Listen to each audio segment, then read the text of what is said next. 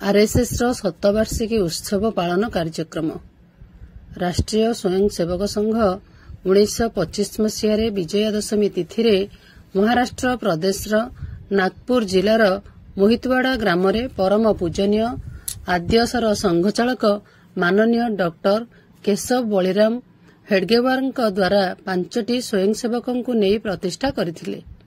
विभिन्न घात प्रतिघात को पार करी आज 2025 मसीह संघ तार शतवार्षिकी उत्सव विजयादशमी तिथि वर्ष तमाम 7टी कार्यक्रम को सारा भारत सह अन्य 62टी देश में पालन करने स्थिर कर सारिलाणी।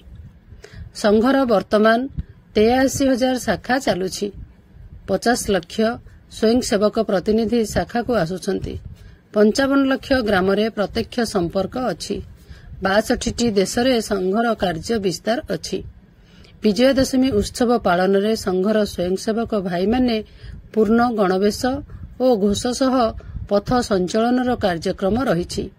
एही उत्सव रे समस्तंकर सहयोग रे शस्त्र पूजन कराजिबो। यह सेप्टेम्बर 25 ठारू अक्टोबर 5 पर्यंत सबुठारे पालन हेबो। बौद्ध नगर रे अक्टोबर 4 तारिख और हरभंगा खंड रे अक्टोबर 5 तारिख रे धूमधाम रे पालन हेबो। नुआ और पुराना स्वयंसेवक और समस्त विविध क्षेत्रर शुभेच्छु और कार्यकर्ता तथा व्यक्ति विशेषों को यह कार्यक्रम रे जोड़िबार लक्ष्य रहिछि। यह किबरी सर्वव्यापी और सर्वस्पर्शी होई पारिबो समस्त स्वयंसेवक भाई माने आग्रहर सह प्रयासरत अछंती।